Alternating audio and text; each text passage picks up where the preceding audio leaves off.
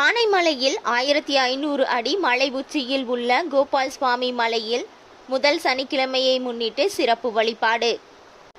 கோயம்புத்தூர் மாவட்டத்தில் உள்ள ஆனைமலையை அடுத்து அங்காளங்குறிச்சி அருகே அமைந்துள்ளது நந்தகோபால சுவாமி மலை. கரடு முரடான பாதைகளை கடந்து சுமார் 1500 அடிக்கும் மேல் உள்ள நந்தகோபால சுவாமி மலையில் ஏறி பக்தர்கள் சுவாமி தரிசனம் செய்வது வழக்கம்.